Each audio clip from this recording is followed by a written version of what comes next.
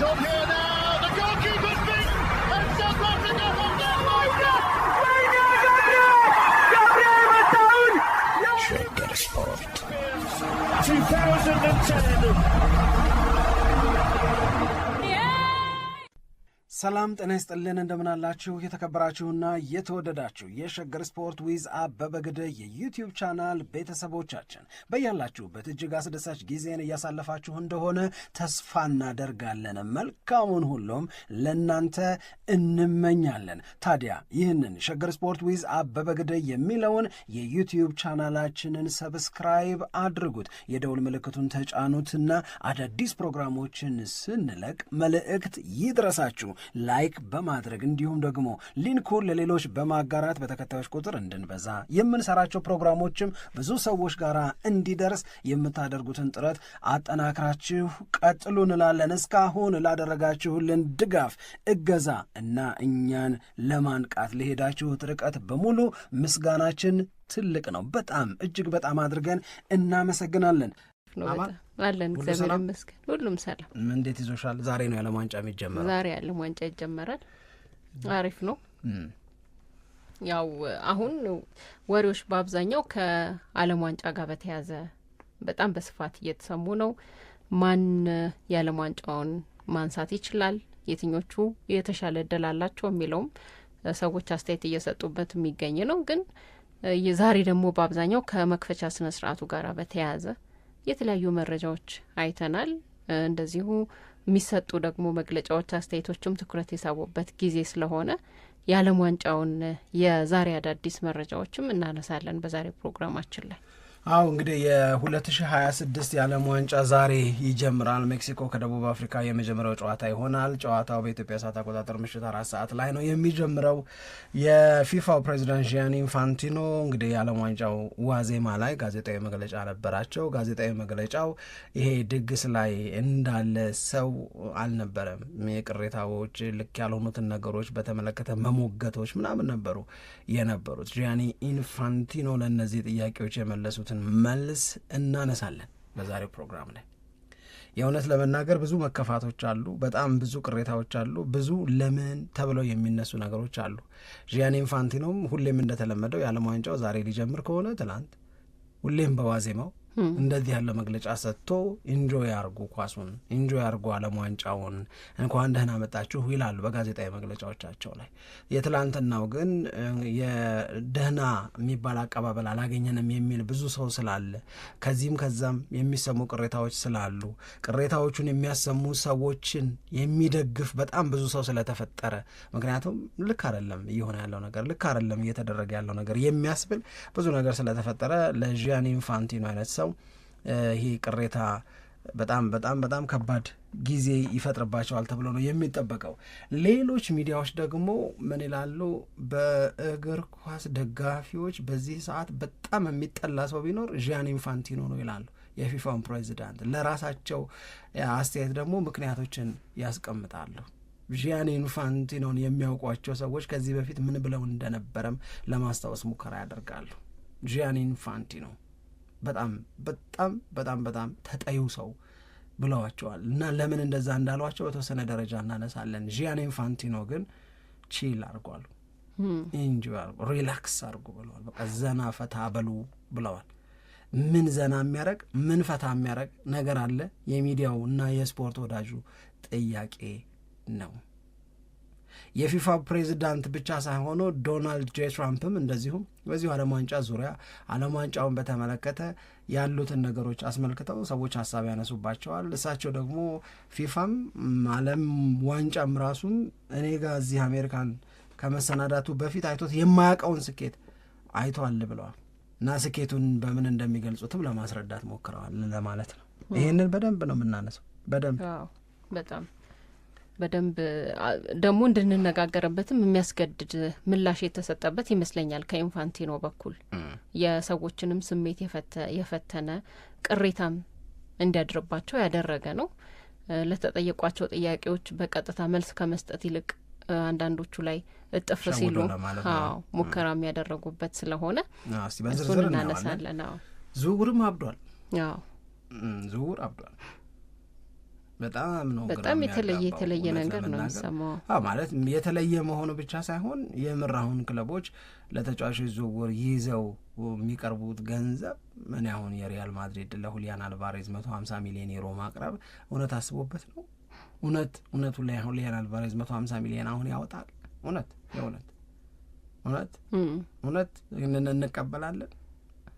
አሁን አርሰናል ከሪያል ማድሪድ ይልቅ ከባርሴሎና ይልቅ ለአንተ ነው መሸጥልህ ቢባል 150 ሚሊዮን ዩሮ ቢከፍል አርሰናል ምርጥ አደረገ እንላለን? መልሽ ሪያል ማድሪድ ከባርሴሎና፣ ሪያል ማድሪድ ከአትሌቲኮ ማድሪድ ባላቸው ግንኙነት ምክንያት እንደዚህ ያለ ሂሳብ ይዘው የቀረቡበት ሰበብ ሊገባን ይችላል። አርሰናል ምን ቤት ነው አርሰናል ይህንን የሚያደርግ ከሆነ ማለት ነው። ከዛ እንደገና አሁንም ለኤሊየት አንደርሰን 120 ሚሊዮን ቀጥተኛ ክፍያ ሲደመር አድኦንስ 120 ይደርሳል፣ ቦነሶቹን ጨምሮ ምናምን ማለት ነው። እውነት ኤሊየት አንደርሰንን በዚህ ገንዘብ መግዛት ልክ ነው? እውነት ማርኬት ቫሊዩ ያንን ይፈቅዳል? አምና በ38 የገዛሽውን ተጫዋች 80 እና 85 ካልገዛችሁኝ የምትይበት ጊዜ ደረሰ። ገበያው አብዷል። ክለቦቹም እንደዛ። ምንድን ነው የሚሆነው ዘንድሮ? እኔ መጨረሻውን ነው ማየት የምፈልገው በእውነት። ምንድን ነው የሚሆነው? ምንድን ነው ማለት ሀው እንደዚህ ሆኖ እንዴት ይሄዳል? ሄዶ እውነት አሁን የምንሰማቸውን ገንዘቦች አሁን ኤሊየት አንደርሰን ከዚህ ከፍ ቢል እንጂ ከዚህ ዝቅ አይልም። ምክንያቱም አሁን ጠረጴዛው ላይ ያለው 106 ሚሊዮን በቀጥታ የሚከፈል በተለያየ መንገድ ደግሞ ውጤቱ ስኬቱ ታይቶ የሚጨመር ተብሎ የተቀረበው ገንዘብ አለ። ይህንን ነው እምቢ ያለው ኖቲንግሃም ፎረስት። እኔ ቢሳካለት ባይሳካለት ውጤታማ ቢሆን ባይሆን እንዲህ ቢሆን አያገባኝም። 120 አምጡ አንድ ላይ አለ። ገብቶሻል? በጣም ምን ፈልጎ ነው ደግሞ የዝውውር መስኮቱ ሳይከፈት ነው ይሄ ሁሉ ነገር እየሆነ ያለ። ደግሞ የክለቦች ራስን አጠናክረው በ2026-27 ለመቅረብ ያለውን ቁርጠኝነት ነው የሚያሳየው። ደግሞ በተወሰኑ ተጫዋቾች ላይ ነው ይሄ ነገር እየተሽከረከረ ያለው። የክለቦች ማስፈረም የሚፈልጓቸው ተጫዋቾች ተመሳሳይ ናቸው። በእነዛ ተጫዋቾች ላይ ነው ርብርብ እየተደረገ የሚገኘው። እንዳየነው ያው የሁሊያን አልቫሬዝ አለ፣ የኤሊየት አንደርሰን አለ፣ የቶናሊ አለ። በቃ እንደዚህ ተመሳሳይ የሚባሉ ተጫዋቾችን ነው ክለቦች በአብዛኛው ለማስፈረም የሚፈልጓቸው እና በነዛ ተጫዋቾች ዙሪያ ላይ ያለው ፉክክር ደግሞ በጣም እየጠነከረ ነው እና አንዳንድ ጊዜ አሁን የኤሊየት አንደርሰን ስታነሳ ምንድን የፈለጉት የሚል ጥያቄ ሁላ ይጭርብሃል። እኔ እንደዛ ነው የሚሰማኝ። ግን ምን ትዝ ይልሻል ፒያሳ ላይ፣ ምን ትዝ ይልሻል 4 ኪሎ ላይ፣ ምን ትዝ ይልሻል ሜክሲኮ ምናምን ሆነሽ ድሮ እኮ ነው ብልሽ በፊት የዓለም ዋንጫ ፕሮግራም አንድ ብር ምናምን የሚል ሰው ትዘልሽ። እኔ ቤት ውስጥ ወረቀት አገኝ ነበር ይዘው የሚመጡት ስኮር የተጻፈበት ምናምን ብራዚል ትበላዋለች ተብሎ የሚጠበቀው የዓለም ዋንጫ አንድ ብር ፕሮግራሙ ምናምን ይልሻል እና ይገዛል ደግሞ እስኪ ተወኝ ምናምንም ይላል እና በጣም ነው እንጂ የሚገዛው ይሸጥ ነበር። እንትን ያለሽ ፕሬዲክሽን በአንድ በኩል ግምትሽን ከዛ አክቹዋል ውጤቱን ትገምችና በሆነ ወቅት ላይ ስታዩ ምንም አይሳካም። እኔ እንደውም አሁን ሳስበው ለምንድን ነው ግን ስኮሩን እዛ ላይ የሚጻፈው የነበረው ላለው ምን እንደው ከዛ ካለቀ። ምክንያቱም እኔ ያዛኝ ነበር ወንድሜ፣ እሱም ይጽፋል ግን ድንገት ያመለጠውና ገልብጬ ሳይሆን ውጤቶቹን ጻፊልኝ ምናምን እና ያኔ ምንም ብዙ የምረዳው የሚገባኝ ነገር አይደለም። ግን ዝም ብዬ ገሌና እንደዚህ ያለ ምናምን ብዬ አሸነፈ የሚለው አይደለም። ከሆነ በኋላ እኮ አሁን ፕሮግራሙ አለ አይደለ? ፕሮግራሙ ላይ ገሌ ከገሌ የሚለው ላይ ስኮሩ ማን እንዳሸነፈ ምናምን ይጻፍ ነበር። አሁን ሳስበው ግን ለምን ነው ምናምን ያለው ያስቀምጡታል። አገኝ ነበር ቤት ውስጥ እንደዚህ ወረቀት። ያኔ እኔ ብዙም ሳልረዳ እንደዚህ ኳስ ምናምን ሳልከታተል ምናምን ሳይገባኝ ዝም ብዬ ገሌን አሸነፈ ምናምን ቢለው ላይ ትእዛዝ ለመፈጸም ያክል ግን ምንድነው መሰለሽ አሁን ልመርምረው ካልሽ አሁን በማስተዋል እድሜ ስትመረምሪ ትርጉም ሊያጣ ይችላል። ግን ለምትወጂው ነገር ብዙ ጊዜ ምክንያት አትፈልጊም። ለምትወጂው ነገር ምንም ታደርጊያለሽ። መውደድሽ ነው የሚመራሽ። መውደድሽ ነው ያንን ነገር ስታደርጊው ምክንያት እንዳትጠይቂ የሚያደርግሽ። አንዳንዴ አሁን ወደ ኋላ ሄደሽ የምታስቢያቸው ግንኙነቶች ሊኖሩ ይችላሉ። የፍቅርም ሊሆን ይችላል፣ ዝም ብሎ የወዳጅነት ምናምን ሊሆን ይችላል። ምን ሆነን ነው ግን ያኔ እንደዚህ ያደረግ ነው ምናምን የምትይው አሁን ማስተዋል ስለመጣ አሁን ያንን ዘመን እዚህ ላይ ሆነሽ ስትገመግሚው ነው ሞኝ የሚመስለው። እኔ ለምሳሌ በጣም ሞኝ ሆኜ የነበረ በልጅነቴ ብዬ ከማስብባቸው ነገሮች መካከል አንዱ በመኪና ተንጠልጥዬ ሄጄ በእግሬ የምመለሰው ምንድን ነው አሁን ይሄ ጠቅሞ ላል ከሰፈር አንድ መኪና ሲወጣ ተንጠልጥለን ተደብቀን ሄደን መከራዬን አይቼ በጣም ብዙ ጣውረድ አልፌ በፀሐይ ተቀጥቅጬ ነው ቤቴ የምገባው። ከዛ እዛ ድረስ በመኪና መሄዴን ነው እንደ አድቫንቴጅ የማየው። አሁን ነው ትርጉም የማይሰጠኝ። ያኔ ግን አድቫንቴጅ ኢንጆይ ታደርገዋል በደንብ ነው እንጂ ኢንጆይ የማደርገው ምንም እኮ ጥያቄ የለም። የምትገመግሚበት ወቅት መለያየቱ ካልሆነ በስተቀረ ያኔማ ወይኔ ሳልመዘግበው ምናምን ለቴት ይችላል እና እሱ ትዝ ይለኛል። ከዛ ውጪ ዓለም ዋንጫ ትልቅ ሽር ጉድ ያለበት ነው። በጣም ትልቅ ሽር ጉድ ያለበት ነው። እውነት ለመናገር የአብዛኛው የእግር ኳስ ወዳጅ ወይ ብራዚል ይደግፋል ወይ አርጀንቲና ይደግፋል። እነ ፈረንሳይ እኮ አሁን ነው የመጡት። ይህንን ታውቂያለሽ? ፈረንሳይ ነው የምደግፈው የሚል የለም ድሮ አይመጡም። ወደ ላይ ከ98 በኋላ ነው ፈረንሳይ እኮ በዓለም ዋንጫው ላይ ሞር ጉልበተኛ እየሆነች ደጋግማ ዋንጫ ለማንሳት የምትፎካከር በጣም ኃይለኛ ስብስብ ምናምን የዛ መምጣት የጀመረችው ያኔ ነው። ጀርመን ሲባል እኛ መለኪያችን ንጉሴ ገብሬ ነው፣ የእኛ ጎረቤት ነው ንጉሴ ገብሬ። ለእኔ ደግሞ በጣም ተንከባካቢ ነው። በዚህ አጋጣሚ በጣም ነው ማመሰገን። እንደው ዝም ብሎ ነው የሚወደኝ እና ንጉሴ ገብሬ ሲወራ እሱ ያኔ ያሰለጥናልም በጣም የብሔራዊ ቡድንም ተጫዋች ነው። ኦሜድላን ምናምን ያሰለጥናል። በጣም ታዋቂ ነው ምናምን የተከበረ ነው አሁንም ድረስ። ንጉሴ እኮ የጀርመን ነው ይባላል። ንጉሴ የጀርመን ነው ከተባለ በንጉሴ ታምኖባታል ጀርመን ነው ለእኛ የሚሰጠን ትርጉም። በዛ ጀግና እግር ኳስ ተጫዋች በዛ ጀግና የእግር ኳስ ሰው ታምኖባታል። ማን? ጀርመን። ወይኔ ያለሽ አንቺ የምትደግፊ ብሔራዊ ቡድን ከጀርመን ጋር ስትጫወት አሁን ዘንድሮ ምን ደስ እንዳለኝ ታውቂያለሽ? የጀርመን ብሔራዊ ቡድን እኔ ኢንላይፍ ነው የምልሽ፣ ኢንላይፍ የምወደው ማሊያ ነው በድጋሚ ያሰራው ዘንድሮ። ጀርመን ብዙ ጊዜ ማሊያ ልትቀያየር ትችላለች። ይሄ ዘንድሮ የሚጠቀሙት ማሊያ ግን የሚያስታውሰኝ እነ ሩዲ ቮለርን፣ እነዚህ ቀጥቃጮቹን ሰባሪዎቹን እነ ማቲያስ ሉተር፣ እነ ሉተር ማቲያስ፣ እነ የርገን ክሊንስማን የሚገርም ማሊያ አለ። የሚገርም በቃ አሁን ዘንድሮ እሱን አሰርተውታል። ያኔን ነው ዘመን ያስታውሰኝ። ለእኔ ትዝታ ነው ያ። በጣም ነው እኮ የምነግርሽ። በጣም ማልቀስ አለው አይደል እንዴ? ተይውና እንጂ ብራዚል ተሸነፈች ብሎ አርጀንቲና ተሸነፈች ብሎ 1990 ላይ 1990 ላይ ብራዚል ከአርጀንቲና ጋር ሲጫወቱ እነ ካሬካ የነበሩበት ብሔራዊ ቡድን ለብራዚል በአርጀንቲና 1-0 ተሸንፎ ከውድድር ሲወጣ ክላውዲዮ ካኒጂያ የሚባል ተጫዋች ጎሉን ሲያገባ እነ ማራዶናን ደብድ ሲያረጋቸው የብራዚል ብሔራዊ ቡድን በመጫወት በጣም ጥሩ ነበር። አርጀንቲና በዛሽ ጎል አሸንፋ ስታልፍ አንድ ላይ ተሰብስቦ ሰው ቤት ከሚያየው መካከል የሚያለቅስ ብዙ ነበር። ብሽሽቁ ነው እኮ የሚያስለቅስሽ። እና አርጀንቲና ፋይናል ላይ ደረሰች። ፋይናል ላይ በጀርመን ተሸንፋ፣ አሁንም ምልሽን ማሊያ በለበሰው ጀርመን ተሸንፋ በሪጎሬ ነው ጎል የገባባት አርጀንቲና። የትላንት ያህል ነው እኮ ትዝ የሚለኝ ነው ምልሽ። እንዴት ሆነን እንዳየን ማን እንደነበርን ሁሉ ትዝ ይለኛል። 1994 አሜሪካ ሲሆን ደግሞ የበለጠ አረሰው። ቤሌር ሆቴል ኮካ ኮላ እየተጋበዝኩ ያየሁትን ጨዋታ ልረሳው አልችልም። ኮካ ብርቁ በነበረበት ጊዜ እና 1994 በእርግጠኝነት የኔ ኩዮች እና ኳስ የሚወዱ የኔ ኩዮች ሊረሱት የማይችሉት የዓለም ዋንጫ ነው። ማዶና ሮቤርቶ ባጂዮን አፈቀረች ተብሎ በቃ ከነፈች እኮ፣ ጨርቋን ጣለች እኮ፣ አበደች እኮ። አይኑ ይሄ ውስጡ ሰማያዊ ነው፣ ብሉ ከለርድ አይን ነው እና ሺ ኪፕስ ክራይንግ ምናምን ተብሎ ይነገረን ነበር። ታውቂያለሽ? እግዚአብሔር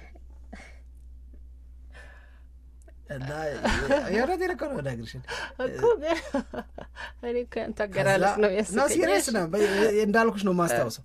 ከዛ ኮራባት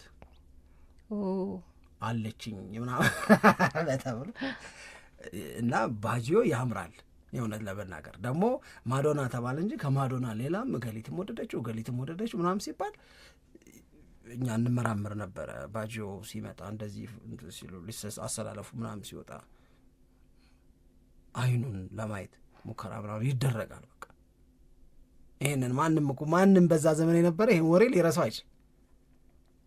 ከዛ ብራዚል እነ ቤቤቶ የነበሩበት ያምር ነበር ያ የብራዚል ብሔራዊ ቡድን ቤቤቶ፣ ዶንጋ፣ ሮማሪዮ ምናምን የነበሩበት እና ጎል አግብተው እንዲህ ያሉበት። አሁን ይሄንን ያስታውሳል የሽሩሩ አይነት ነገር ያሉበት ምንድን ነው ሲባል ሶስቱ ተጫዋቾች ሄዱና አንድ ላይ እንደዚህ መስመር ሰርተው አራተኛው መጣ ማዚኒዮ መሰለኝ እንደዚህ መጡና እንደዚህ ከአንዳቸው ሚስታቸው ወልዳ አፌክሽናቸው ለመግለጽ እኮ ነው ምናምን ተባለ። ስሜታቸውን ለመግለጽ ነው ምናምን ተባለ። 1994 እኮ ነው ነገር።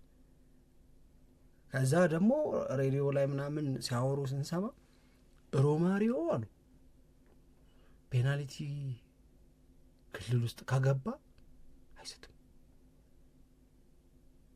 እንዲህ ይልና እንዲህ አድርጎ ያከባል። አንዳንዱ ዘገባ ብላኔ ነው ስትል ፉፋ ነው ማለት ቀደዳ ነው ዝም ብሎ ነው። ምን ያው ሳስበው ወረደ እኔ ለምሳሌ ተጋናል አይደለም በደንብ ላይ ተጋነና አሁን እኔ እንደዚህ ተብሎ የተጻፈ ጽሑፍ አይቻቃለሁ በጋዜጣ ላይ የሮናልዲኒዮ ታፋ የበርሜል ዙሪያውን ያክላል ነግረሻለሁ። ከዚህ በፊት እኮ ነግረኛል አስታውሳለሁ።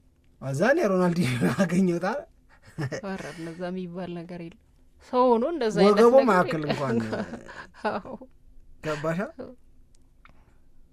ያው ግን ዘመን ደስ ይላል። ያው ግን ያው ሰዎች እቺን ነገር ደግሞ እየተቀባበሉ 94 ላይ ቡልጋሪያ ራሷ ደስ ትላለች። እነ ኢሪስቶስ ቶሽኮቭ እነ ሌሽኮቭ አንድ መላጣ ተጫዋች ነበራት በቴስታ የሚያገባ እንዴ ያረ ምንም አይረሳም።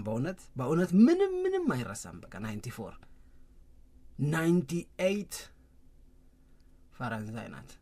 ፈረንሳይ ጀግና ነበር። ዚነዲን ዚዳን ማለት በቃ በደንብ ቆርጠው ነው የመጡት ፈረንሳዮች። አሪፍ ናሽናል ቲም አላቸው።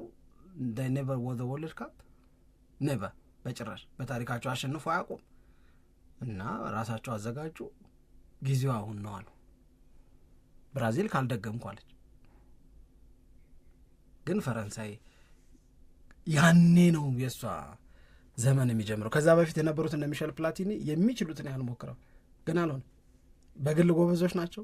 በናሽናል ቲም ደረጃ ግን ብራዚል በደንብ ዶሚኔት የሚያደርግ ናሽናል ቲም ነበራ። ጀርመን ኃይለኛ ነው። ጣሊያን በጣም ኃይለኛ ነው። አንዳንዴ ስፔንፉል እውነት ለመናገር ምልሽ ጣሊያናዊ ላልሆነም ሰው ግን መለኪያው ማንነት ሳይሆን እግር ኳስ ለሆነ ሰው ጣሊያን ዓለም ዋንጫ ላይ አለመኖሯ ዝም ብሎ አይበሽክሽም? በጣም በእውነት በጣም እኮ ነው የሚያበሽከው። በእያንዳንዱ ድግስ ላይ መገኘት አለባቸው የምታያቸው ሀገሮች አሉ። እና ብራዚል ብቸኛዋ ሀገር ናት በሁሉም ዓለም ዋንጫ ላይ የተሳተፈችው። እና 1994 በፍጹም 98 ከዛ 2002 ጃፓንና ደቡብ ኮሪያ፣ 2006 ጀርመን፣ 2010 ደቡብ አፍሪካ በአካል ሄደን ዓለም ዋንጫን አየንበት። ከዛ 2014 ብራዚል፣ 2018 ራሽያ፣ 2022 ካታር። አሁን በመሃል ከ2002 አንስቶ እስከ 2010 አፍሪካ ስለሆነችና በአካል በመገኘት የተለየ ትዝታ ውስጥ መግባት ካልሆነ በስተቀረ ባይ ዘ ዌይ እኔ አይ ኔቨር ኢንጆይድ ስቴዲየም ውስጥ ሆኖ ኳስ ማየት እኔ ምንም አይጠመኝም። ያላየ ነው የለም። ሩጫውም አይጥምም። እኔ አሁን የራሴን አመለካከት ነው ነገር ሩጫንም በቲቪ ነው ደስ የሚለው፣ ኳስንም በቲቪ ነው የሚለው። ኢንጆይ ማድረግ የምትፈልጊው ጌሙን ከሆነ ሞመንቱን ከሆነ ኢንጆይ ማድረግ የምትፈልጊው you better be there። እኔ አሁን የቻምፒዮንስ ሊግ ፋይናል 2015 ባርሳ ከዩቬ ባርሳ 3-1 ያሸነፈበት ጨዋታ እዛ ድባቡ ነው ደስ የሚለው። ጌሙን ግን አትከታተዩም፣ ሩቅ ነው። ሩጫውም ዞራው እስኪመጡ ድረስ ሰው ገብቶታል። እዛ ቢግ ስክሪን አለ፣ እዛ ላይ ነው የምታፈጭው። ከፊሉን በስክሪን ከፊሉን ባጠገብሽ ሲያልፍ እዚህ እንዲህ እያልሽ ነው ምናምን የምታየው። ከዛ የናሽናል ቲሙ ሰዎች ካሉ አብረሽ ቻ ስታረጊ ሺር ስታረጊ ለሯጮቹ ምናምን ነው እንጂ ዓለም ዋንጫን የአሳሙ ሀጂያን ሲስተው ያንን ሪጎሬ ስቴዲየም ውስጥ ቁጭ ብዬ የገባኝን እና በኋላ በቴሌቪዥን ሳይ የገባኝ ይለያይ። በቴሌቪዥን ምንም አያመልጥሽም፣ ሁሉም ነገር አለ አይናቸው ላይ ያለው ስሜት ጭምር ለዛውም በብዙ አቅጣጫ ነው የምታየው። እንኳን ያው ተብሎ ነው የሚሰጠው። እሺ የዓለም ዋንጫ ደስ ይላል። የኢንፋንቲኖን ጉዳይ ብናነሳ ደስ ይለኛል። ትላንትና ያው ጋዜጣዊ መግለጫ ሰጥተዋል። አጠቃላይ ይሄ የዓለም ዋንጫ በብዙ አወዛጋቢ ነገሮች የታጀበ ነው እና በዓለም ዋንጫ መክፈቻ ዋዜማ ላይ ሆነው የሰጡት ጋዜጣዊ መግለጫ ደግሞ ይህንን ሁሉ ጥያቄዎች የሚያስነሳባቸው እንደሆነ ይታወቃል እና ጥያቄዎችም ተነስተውባቸዋል። በነበረው በዚህ በጋዜጣዊ መግለጫ ላይ ያልተወደደው ነገር የሚመስለኝ ለጥያቄዎች ምላሽ የሚሰጡበት መንገድና ነገሩን በጣም አቃለው ያዩበት መንገድ እኔ በግል ደስ አላለኝም። ግን መጀመሪያ ላይ ምን አሉ የሚለውን እናንሳና ከዛ በኋላ የራሳችንን አስተያየት ደግሞ እናቀርባለን። ቺል ኤንድ ሪላክስን ያሉት ዘና ፈታ ብሎ ብለዋል። ዘና የሚያረግ ፈታ የሚያረግ ነገር አለ ወይ የሚለው ነው እንግዲህ ዋናው ነገር የሚሆነው። ለማንኛውም በድምጻቸው እንስማው። Relax. We work on everything. We try to solve everything.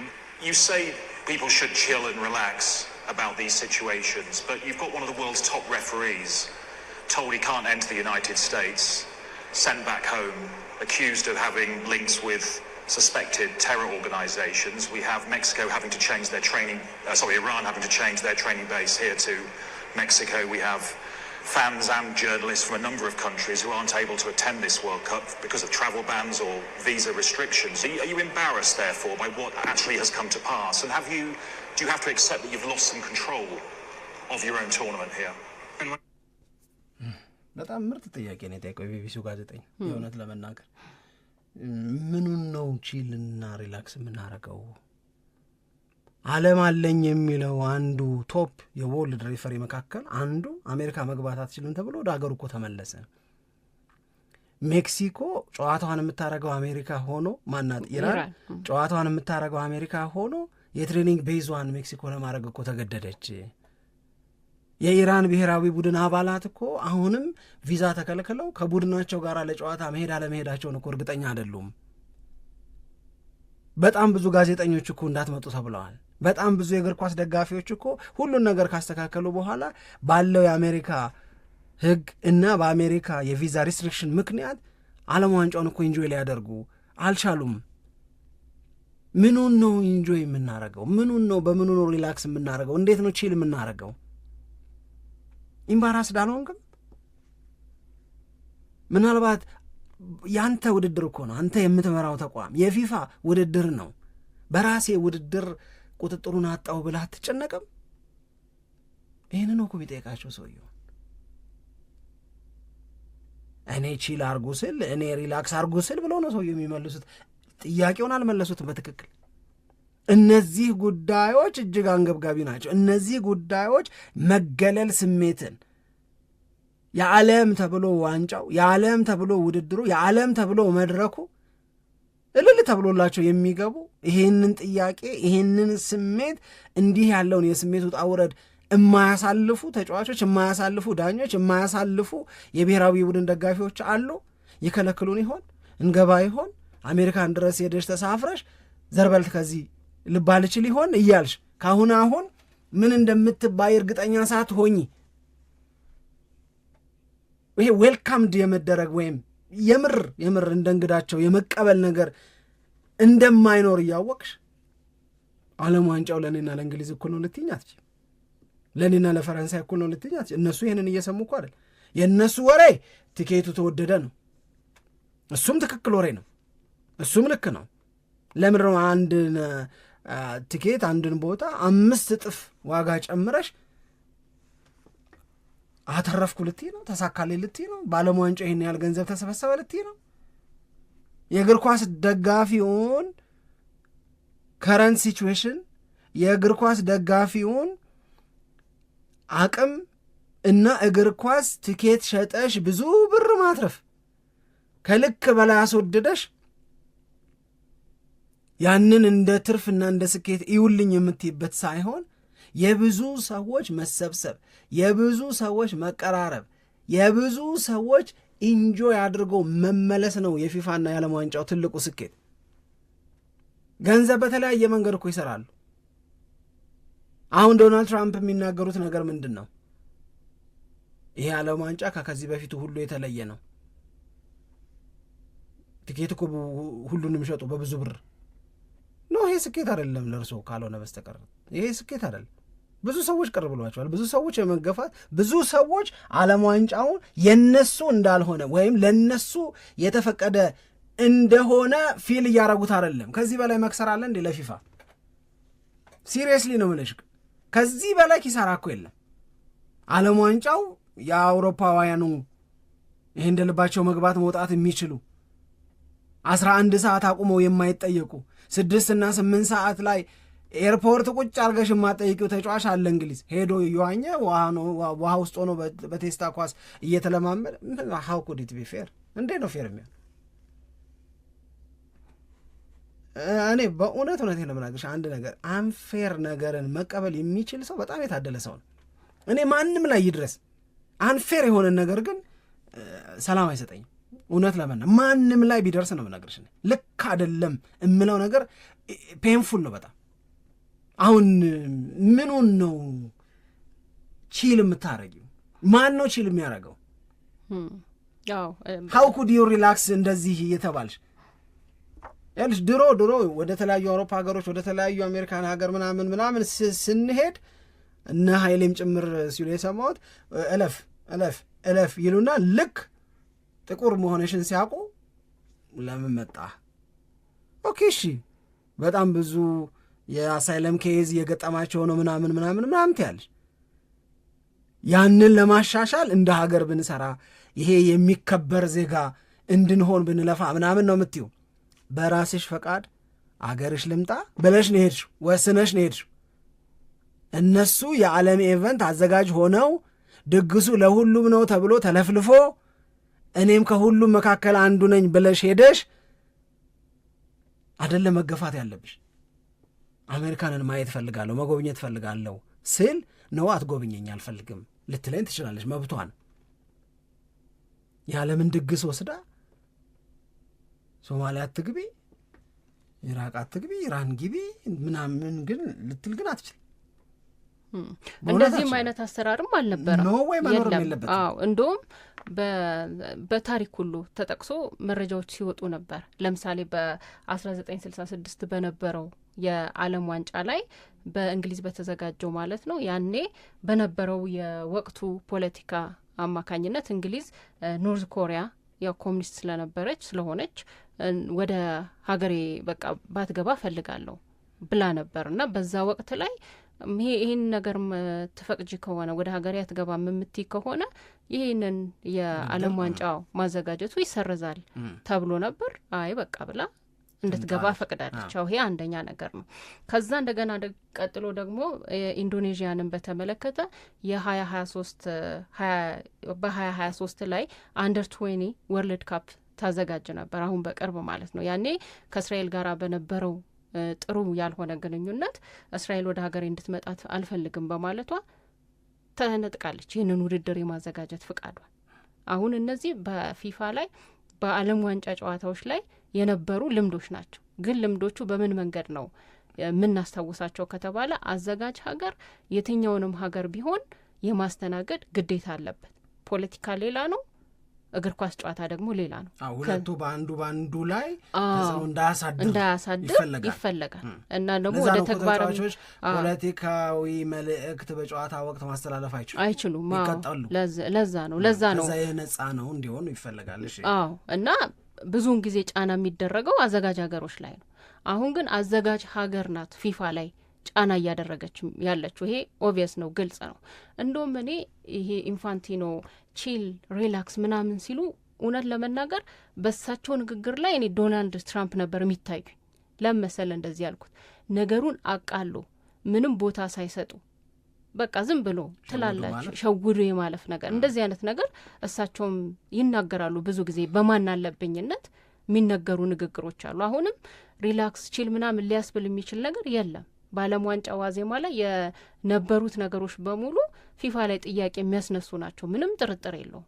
የዓለም ዋንጫ ከሆነ ሁሉንም ሀገራት እኩል ማየት አለበት ተብሏል። ግን ያየሆን አይደለም ደግሞ ታሪኮቹ የፊፋንም ኢሜጅ የሚያበላሹ ሆነው ነው ያየናቸው። ግዴታንም ለምሳሌ አሁን ያነሳሽው የኢንዶኔዥያን ጉዳይ 2023 ላይ ይሄው ሰውዬ ነው የፊፋ ፕሬዚዳንት የነበረው። ኢንዶኔዥያ ላይ ተግባራዊ ያደረገው አሁን ቻሌንጅ አደረገው ነው። ኢንዶኔዥያ ላይ እስራኤልን በተመለከተ እንደዚህ አይነት አቋም የምትይዢ ከሆነ ዩ ካንት ሆስት በቃ ይህንን የታዳጊዎቹን የዓለም ዋንጫ ሆስት ማድረግ አትችል።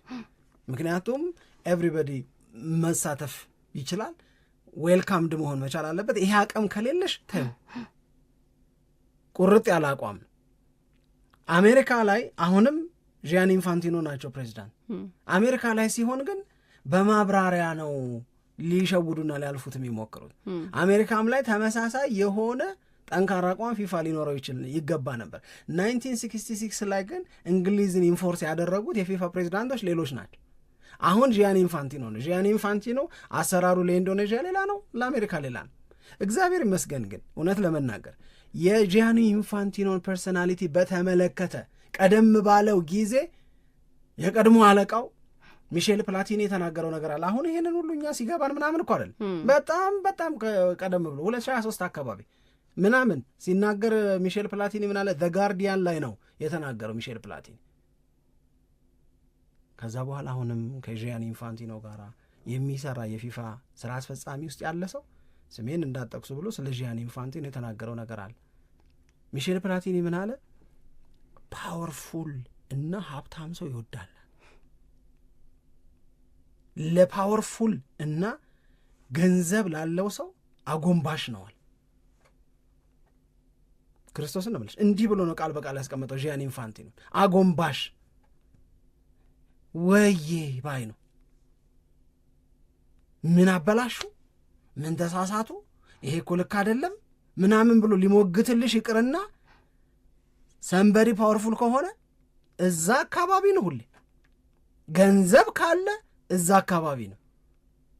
የሚገርም ፐርሶናሊቲ ነው ያለው ብሎ ሚሼል ፕላቲኒ ስለ ጂያኒ ኢንፋንቲኖ ይርስ ኤጎ ተናግሯል። ከዛ በዚህ ጉዳይ ላይ ሌሎች አሁን ቅድም እንዳልኩ በቅርብ የሚሰሩ ሰዎች የሚሼል ፕላቲኒን ሀሳብ የበለጠ አምፕሊፋይ የሚያደርግ የሚያጎላ ነገር ነው የሚናገሩት። ጂያኒ ኢንፋንቲኖ ለዲክታተርና ለቢሊየነር አጎንባሽ ነው አሉ። ዲክታተር ይመቸዋል፣ ቢሊየነር ሲያይ ቃል በቃል ያለው ልንገርሽ ልቡ ይቀልጣል። ለምን እንደሆነ አላውቅም፣ ፍስስ ነው የሚለው። ሀብታም የሚሳሳት አይመስለውም። ጉልበተኛ የሚያጠፋው ጥፋት እንደ ጥፋት እንዲቆጠር አይፈልግም። ጋሻቸው ነው። ጓደኞቹ ናቸው ይህንን የሚሉት። አንዱም የቅርብ አለቃው የነበረ አንድም አሁንም አብሮት የሚሰራ ኬንያ ላይ ሆኖ ጂያኒ ኢንፋንቲኖ ጋዜጣዊ መግለጫ በሚሰጥበት ጊዜ አንድ የደቡብ አፍሪካ ጋዜጠኛ ጥያቄ ጠይቆታል። ኮንፈርተብል መሆን አቃተን አለው። በዚህ በ2026 የዓለም ዋንጫ ላይ ምንም ምቾት እየተሰማን አይደለም።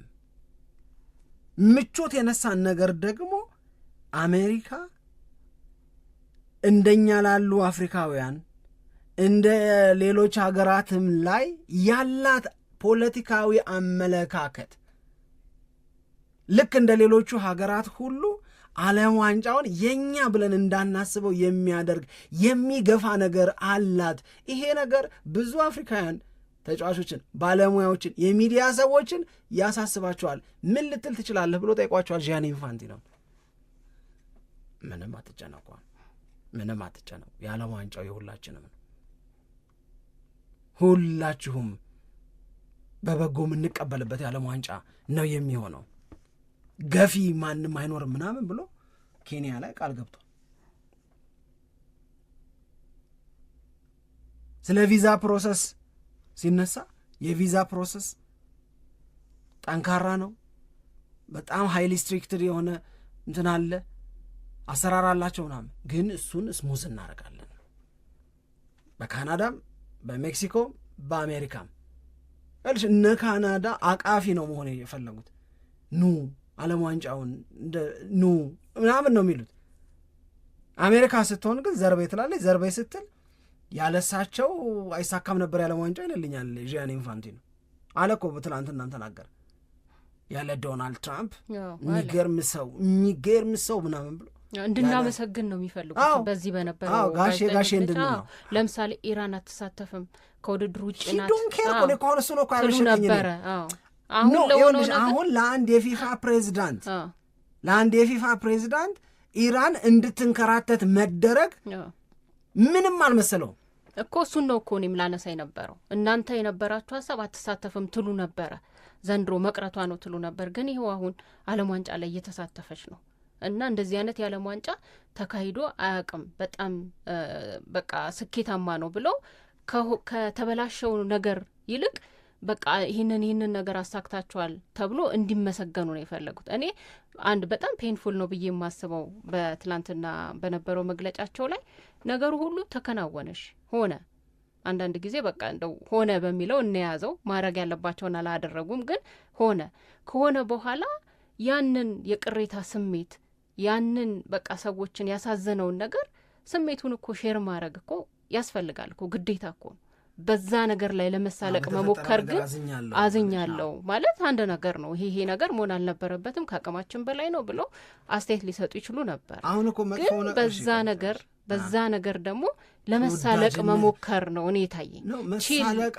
ቺል አርጉ ምንም እንዳልተፈጠረ አንዱ ለሌላው ህመም ዋጋ እንደማይሰጥ እንደዛ አይነት ነገር ሶማሊያዊ ዳኛ ስለተመለሰ ህመሙ የሶማሊያውያንና የሶማሊያው ዳኛ ብቻ አድርገን እንድናስበው አሲፍ ሂውማን አይደለንም እኛ። አናወጣም፣ አናወርድም፣ አናመዛዝንም። ይሄ ነገር ነገ ምን ላይ ሊደርስ ይችላል ብሎ አያስብም። እንደ ልባቸው እንዲገቡ እንዲወጡ ቪዛ እንኳን የማይጠይቁ እንደነ እንግሊዝ ያሉ ሀገራት እኮ ናቸው ቅድሙን ጥያቄ የሚጠይቁት እኮ። ሰው ስለሆንሽ እኮ ነው ይህንን ጥያቄ የምትጠይቂው። የጂያኒ ኢንፋንቲኖ ተግባር ግን ከመሳለቅ ይልቅ የገባኝ ሰዎች እየተጉላሉ፣ ሰዎች እየተቸገሩ ፔንፉል ሆኖባቸው የኢራን ዋና ከሚባሉ ተጫዋቾች መካከል ለኢንተር ሚላንም ጭምር ሲጫወት አምና ቻምፒዮንስ ሊግ ላይ የምናውቀው እኮ ምን አለ አሁን ድረስ የተከለከሉ ኮቺንግ ስታፎች አሉ። አሁን ኢራን ጨዋታ ሲኖራት ወደ አሜሪካ ስንሄድ ይሄዳሉ አይሄዱም አናውቅ። ጨዋታ ለመመልከት ትኬት የገዙ ኢራናውያን በሙሉ ትኬታቸው ተሰርዟል። ይሄ እንደዚህ ሆኖ እሱ በዶናልድ ትራምፕ ለመወደድ ያለሳቸው ያሉ ነው የሚያወሩት ጂያኒ ኢንፋንቲኖ። ይኸውልሽ በብዙ ሰዎች መጉላላት፣ በብዙ ሰዎች ያለመከበር ስሜት ውስጥ መሆን ግድ አልሰጣቸውም። እዛ ላይ ተወዳጅነትን ለማትረፍ ለነ ዶናልድ ትራምፕ ጋሻ ሲሆኑ ምናምን ግን ታያለሽ። አሁን ኢያን ራይት የሚጠይቀውን ጥያቄ አለመጠየቅ እንዴት ነው የምትችይው እንዴ? ይሄ ዚስ ኢዝ ወርልድ ካፕ ኦፍ ኬዎስ አለ እኮ በቃ ይሄ ቀውስ ነው ማለት የረብሻ ነው። ዓለም ዋንጫው የረብሻ ሆነ። ምንድን ነው አሁን ምንድን ነው? እንዴት ነው ጋዜጠኛውን ከልክለሽ፣ ተጫዋቹን ከልክለሽ፣ ዳኛ ከልክለሽ፣ የአሰልጣኞች ከልክለሽ፣ ስትፈልጊ አትገቡም፣ ስትፈልጊ 9 እና 8 ሰዓት ካላናገርኳችሁ ብለሽ እንዴ በቃ ቢቀርባትስ ዓለም ዋንጫ ማዘጋጀት ቢቀርስ የዓለም ዋንጫ የሁሉም ከሆነ አሁን ሰዎች እኮ ኮስችን ማድረግ ጀመሩ። አሜሪካ ከሜክሲኮ ከካናዳ ጋር ሆና ይሄንን የዓለም ዋንጫ እንድታዘጋጅ መፈቀዱ የእውነት ግን ልክ ነው ማለት እኮ ተጀመረ እኮ። ይሄም ለአሜሪካም ጥቅም አይደለም የእውነት ለመናገር። በእርግጠኝነት የአሜሪካ ሌሎች ፖለቲከኞች ዶናልድ ትራምፕ እያደረጉ ባሉት እየተከተሉ ባሉት ፖሊሲ በጣም ቅር ይላቸዋል። አሁን ዳኛውን በተመለከተ ሞተው ታሽተው ይሄ ሁሉ ነገር ከተወራ በኋላ ትናንት ብቅ ብለው ምናሉ ከሆነ አሸባሪ ድርጅት ጋር ትስስር ስላለው ምናምን ነው ኖበዲ ካን አክሰፕት ዚስ። የእውነት ለመናገር ኖ በጣም ብዙ ስሜት እንዲህ ያለውን ህመም በገንዘብ ልካስ የሚል ሰው ደግሞ ያናደኛል። ለዳኛው በቃ ብር ይሰጠው ለዳኛው ኖ በእውነት አይደል፣ በእውነት ገንዘብ አይክሰውም ይሄንን ስሜት። አሁን በአምላክ ቢሆን እንደዚህ የተደረገው ምን ያህል ሊከፋን እንደሚችል አስበሽዋል? በጣም ከባድ ነው እንጂ ህልሙን ሪያላይዝ እንዳያረግ ሁሉም አሁን በቃ ከዚህ ስለሆነ ነው እየተከለከለ ያለው። ከዚህ ከዳኛው ጋር በተያዘ የሚጻፉት ነገሮች በሙሉ በቃ ህልሙን ለማሳካት መጨረሻ ደረጃ ላይ ደርሶ ከሱ ምንም ሳይጎድል ግን በአሜሪካ አማካኝነት ህልሙ የተስተጓጎለበት ሰው ነው እና በጣም ብዙ ነገሮች ሁሉ ከዳኛው አጠቃላይ እንቅስቃሴና እንደዚሁም ደግሞ ማሳካት ከሚፈልጋቸው ነገሮች ጋር በተያያዘ እየተጻፉ ነው የሚገኘው። ግን ያው በዚህ አይነት ሁኔታ ውስጥም ሆኖ ከዚህም በኋላ የምንሰማቸው ብዙ ታሪኮች ይኖራሉ ተብሎ እየተጠበቀ የዓለም ዋንጫው ዛሬ ይጀመራል። ያው በ3 ሀገራት ነው የሚዘጋጀው። በሁሉም ሀገራት ለምሳሌ ዛሬ በሜክሲኮ ነው የመክፈቻ ጨዋታው የሚደረገው። ጨዋታው ከመድረሱ 4 ሰዓት ላይ ነው ጨዋታው። ከዛ ከ1 ሰዓት ተኩል በፊት ነው የመክፈቻ ስነስርዓት የሚኖረው። በጣም ታዋቂ ሰዎች ሙዚቃዎቻቸውን ያቀርባሉ። ከዛ በሚቀጥለው ቀን በካናዳ ተመሳሳይ ዝግጅት ይኖራል የመጀመሪያ ጨዋታቸውን ከማድረጋቸው በፊት። ከዛ ደግሞ ቅዳሜ በአሜሪካ እንደዚህ አይነት የመክፈቻ ስነስርዓቶች አሉ። በ3ቱም ሀገር የመክፈቻ ስነስርዓቶች ይኖራሉ። ይሄ የዛሬ ጨዋታው የሚደረግበት የሜክሲኮ ስቴዲየም በዓለማችን ያው ብቸኛው ስቴዲየም ነው 3 የመክፈቻ የዓለም ዋንጫ ጨዋታዎችን በማድረግ እና በጣም በታሪክም የሚታወቅና ብቸኛው ስቴዲየም የሆነበት እድል ተፈጥሯል። ትልልቅ ዝግጅቶች ይኖራሉ። በጣም ታዋቂ ሰዎችም ፕሮግራማቸውን ያቀርባሉ፣ የሙዚቃ ዝግጅታቸውን ያሳያሉ ተብሎ የሚጠበቅ ነው። ስለዚህ ጨዋታዎቹ ከዛ በኋላ የሚመጡ ናቸው። አሁን አብዛኛው የመክፈቻ ስነ ስርዓቱ ላይ ትኩረት የሚደረግበት ነው።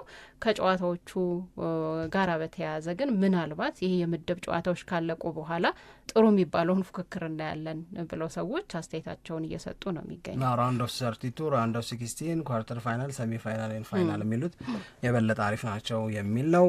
እነ ስፔን፣ እነ ፈረንሳይ፣ እነ እንግሊዝ የዓለም ዋንጫውን በማሸነፍ ከፍ ያለውን ግምት ወስደዋል። እንዲህ ካለ ዝርዝር ውስጥ ብራዚልን ዘግየት ብለን መጥራታችን ሁሌም ቢሆን ይገርመኛል። ከሷ በፊት እነ አርጀንቲና እነ ፖርቹጋል ሁሉ ተቀምጠዋል እና ይሄ ትንሽ የተለየ ስሜትን የሚፈጥር ሆኖ አግኝቼዋለሁ። በእኔ በኩል ፊፋው ፕሬዚዳንት ጂያኒ ኢንፋንቲኖ ግን የኢራንን ብሔራዊ ቡድን በተመለከተ ከተናገሩት ነገር መካከል አንዱ ሃፒ ኤንድ ፕራውድ ብለዋል በኢራን ጉዳይ ላይ። እኔ ባልሆን ኢራን ትወዳደርስ ነበር ግን አንቱ በሉኝ ነው እኮ እሱ ነው መጀመሪያ ስጋታቸው አትወዳደርም የሚል ነበር ብለው እኔ ከእኔ ውጭ ማን ይሄንን ሊያደርገው ይችል ነበር፣ ማን ሊያሳካው ይችል ነበር የሚለውን ነገር አንስተዋል። I don't know who else would have been able to ensure the come and play ብሏል። እሺ እንደዚህም እኮ እኛ ደግሞ የምንል የነበረው እኮ ከዚህ የተለየን እንዲህ ያለ ጥያቄ ውስጥ መግባት አልነበረበትም። 1966 ላይ እንግሊዝ ላይ እንዳረጋችሁት 2023 ላይ ኢንዶኔዥያ ላይ ጉልበተኛ እንደነበራችሁት ይሄ ነገር ጥያቄ ውስጥ መግባት የለበትም ነበረ። አሁንም የተከለከሉ የኢራን ሰዎች ሊፈቀድላቸው ይገባል። የሶማሌው ዳኛም እንደዚሁ አፍሪካዊው ምርጥ ዳኛ 2025 ይቅርታ መጠየቅ ቢያንስ አለበት። አዝነናል፣ ህመምህን ፊል እናደርገዋለን መባል ነበረበት። ዘና እንድንል ነው ግን ለጊዜው የታዘዝ ነው። እሺ አድማጮቻችን በጣም እናመሰግናለን። አብራችሁን ሆናችሁ ፕሮግራማችንን እየተከታተላችሁ ስለሆነ በያላችሁበት አሁንም መልካም ጊዜ እንዲሆንላችሁ እንመኛለን። እንመለሳለን። It's on here now. The goalkeeper's beaten and South Africa have got